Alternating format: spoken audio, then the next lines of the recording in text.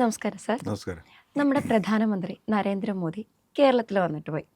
നമ്മൾ കുറേ വമ്പൻ പ്രഖ്യാപനങ്ങളൊക്കെ പ്രതീക്ഷിച്ചിരിക്കുകയായിരുന്നു. പക്ഷെ ഒന്നും നടന്നില്ല. എന്താ ഉണ്ടായിരിക്കും?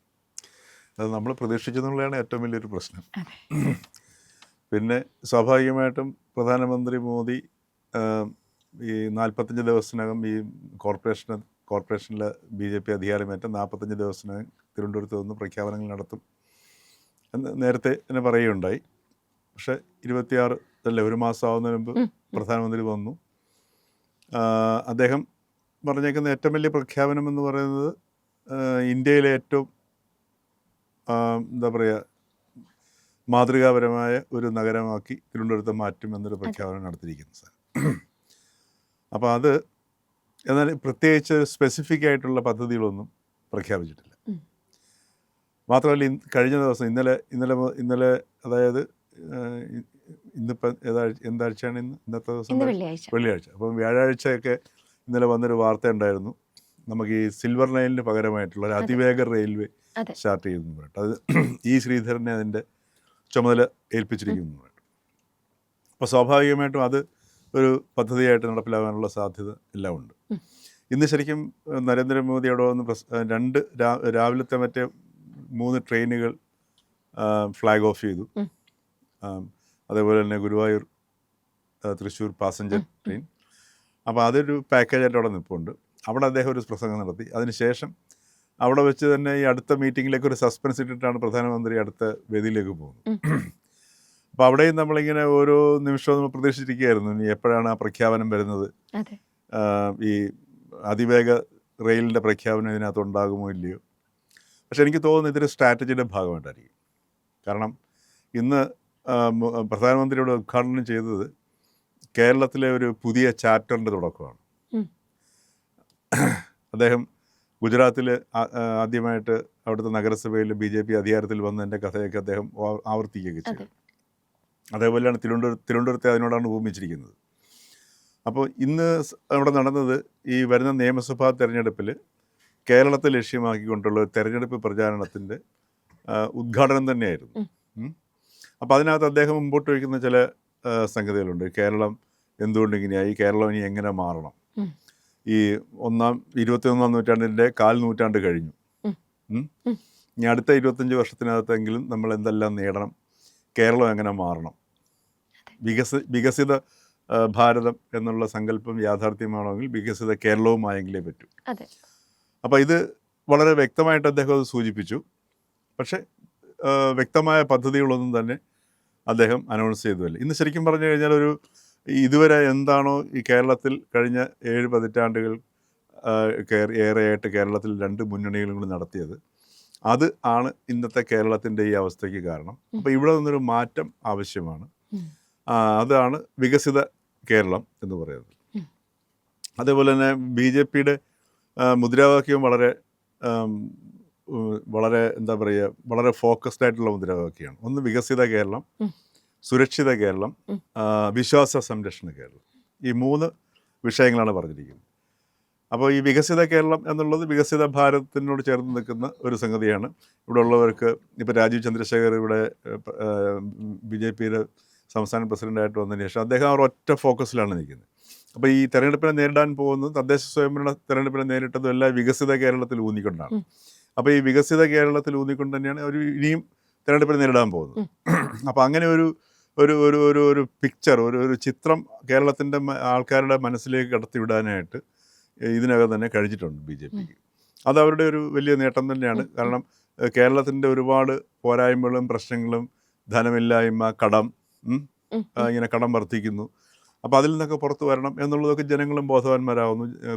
യുവതലമുറ വിദേശങ്ങളിലേക്ക് അവസരങ്ങൾ തേടി പോകുന്നു. ഇത്തരം യാഥാർത്ഥ്യങ്ങളുടെ പശ്ചാത്തലത്തിൽ ഈ ഒരു മാറ്റത്തെ കൊണ്ടുവരും എന്നൊരു പ്രതീക്ഷ ജനങ്ങളുടെ ഇടയിലുണ്ട്.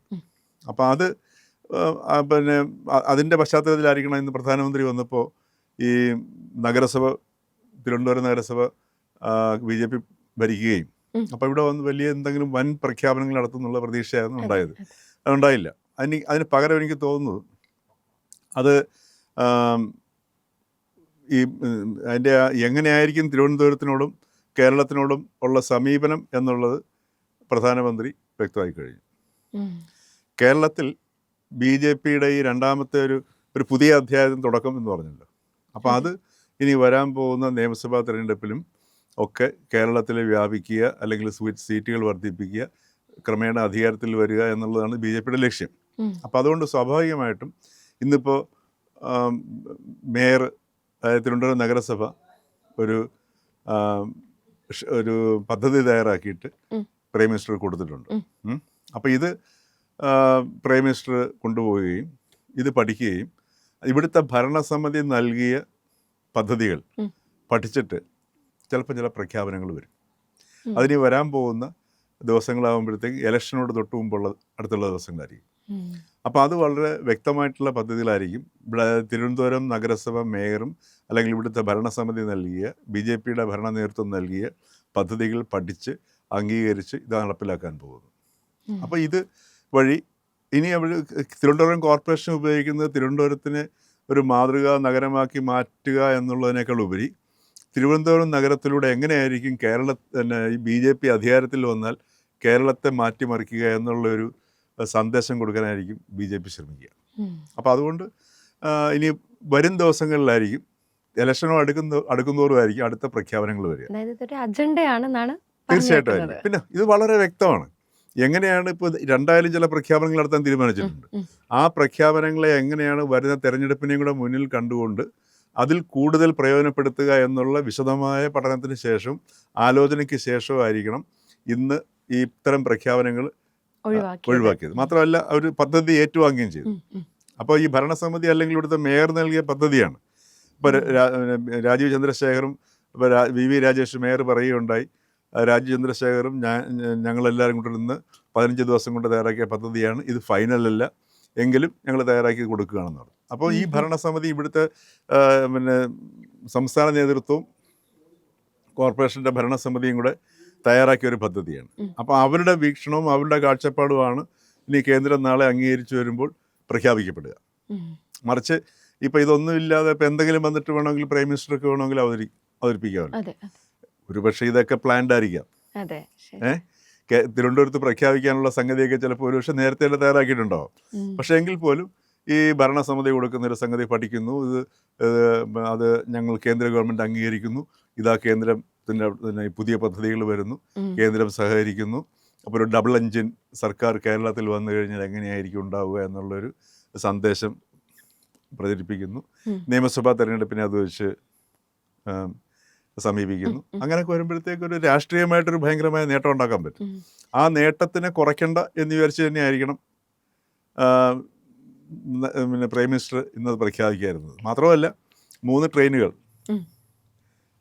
Thrissur Guruvayur passenger train. അപ്പോൾ ഇന്ന് മറ്റ് വലിയ പ്രഖ്യാപനങ്ങൾ വന്നു കഴിഞ്ഞാൽ അത് ഇത്രയും മുങ്ങിപ്പോത്തില്ലേ? അല്ലേ? അപ്പോൾ റെയിൽവേയിൽ റെയിൽവേ കണക്ടിവിറ്റിയിൽ ഈ കേന്ദ്ര സർക്കാർ കൊണ്ടുവന്ന മാറ്റങ്ങൾ, കേരളത്തിന് കൊണ്ടുവന്ന മാറ്റങ്ങൾ, ഈ പുതിയ ട്രെയിനുകൾ, ഇവിടുത്തെ ടൂറിസത്തിന് വരാൻ പോകുന്ന മാറ്റങ്ങൾ, ഇതെല്ലാം എടുത്ത് ഒന്ന് ഹൈലൈറ്റ് ചെയ്യണമെന്നുണ്ടെങ്കിൽ ഈ പ്രഖ്യാപനങ്ങൾ പിന്നീടാണെങ്കിലേ പറ്റത്തുള്ളൂ. ഒറ്റയടിക്ക് ചെയ്താൽ പറ്റത്തില്ല. അപ്പോൾ അതുകൊണ്ട് ഘട്ടം ഘട്ടമായിട്ട് ഓരോരോ പ്രഖ്യാപനങ്ങൾ വരുത്തി എങ്ങനെയാണോ പാർട്ടിക്കും ഇവിടുത്തെ ഈ വരുന്ന തെരഞ്ഞെടുപ്പിൽ അത് പരമാവധി ഗുണം ചെയ്യാൻ പാർട്ടിക്ക് സഹായകമാവുക, ആ രീതിയിൽ പ്രഖ്യാപിക്കാനായിരിക്കും ലക്ഷ്യം. അതുകൊണ്ട് തന്നെയാണ് ഈ അതിവേഗ റെയിൽവേയുടെ സംബന്ധിച്ചിട്ടുള്ള ഇതുവരെ നിഷേധിച്ചിട്ടില്ലാത്ത എന്നാൽ ഏകദേശം സ്ഥിരീകരിക്കപ്പെട്ട വാർത്തയാണ്. ഏതാണ് അതിവേഗ റെയിൽ വരുന്നുള്ളത് അല്ലേ? ഈ ശ്രീധരനെയാണ് അതിൻ്റെ ചുമതല ഏർപ്പെടുത്തിയിരിക്കുന്നത്.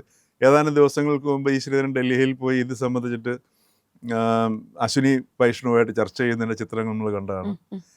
അപ്പോൾ അതുപോലെ തന്നെ ഇന്നിപ്പം മുഖ്യമന്ത്രിയും പറയുകയുണ്ടായി, ഇത് കേരള ഗവൺമെൻറ് സമർപ്പിച്ച പദ്ധതിയാണ്, അത് അംഗീകരിച്ചു എന്നറിയുന്നതിൽ സന്തോഷമുണ്ട്. അപ്പോൾ ഇത് അതിൻ്റെ ഒരു അഡ്വാൻറ്റേജ് സംസ്ഥാന സർക്കാർ കൊണ്ടുപോകേണ്ട എന്നുള്ള ഉദ്ദേശം ഉണ്ടാവും അല്ലേ? അപ്പോൾ ഇത് വളരെ സ്ട്രാറ്റജിയുടെ ഭാഗമായിട്ടാണ് പ്രധാനമന്ത്രി ഇന്ന് വെറും രാഷ്ട്രീയമായിട്ടും അതേപോലെ ഒരു സമീപനവും വളരെ വ്യക്തമായിട്ട് പ്രഖ്യാപിക്കുന്നതിന് വേണ്ടി ഈ 2 മീറ്റിങ്ങുകളിലെയും പ്രസംഗം അദ്ദേഹം വിനിയോഗിച്ചത്. അപ്പോൾ അതിൻ്റെ ഭാഗം, അതുപോലെ തന്നെ ഈ പുതിയ ട്രെയിനുകൾ കേരളത്തിലേക്ക് വരുന്നുള്ള സംഗതി, അപ്പോൾ അതും ശ്രദ്ധിക്കപ്പെടണം.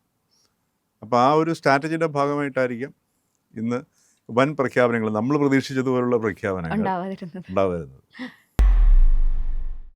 സുഹൃത്തുക്കളെ, ഇന്ത്യ ലൈവ് നിങ്ങൾക്ക് ഇത്തരം വാർത്തകൾ നിരന്തരം നിങ്ങളിലേക്ക് എത്തിച്ചുകൊണ്ടിരിക്കുകയാണ്. ഞങ്ങളെ സഹായിക്കണം. ഞങ്ങളുടെ ചാനൽ സബ്സ്ക്രൈബ് ചെയ്യാൻ മറന്നുപോയവരുണ്ടെങ്കിൽ ഇന്ന് തന്നെ ഇപ്പോൾ തന്നെ നമ്മുടെ ആ ലോഗോയിൽ ഒന്ന് വിരലമർത്തിയാൽ ചാനൽ സബ്സ്ക്രൈബ് ചെയ്യാനുള്ള നീല ബാർ തെളിഞ്ഞു വരും. അവിടെ ഒന്ന് വിരലമർത്തുക, തൊട്ടപ്പുറത്തെ ബെൽ ഐക്കൺ അമർത്തുക.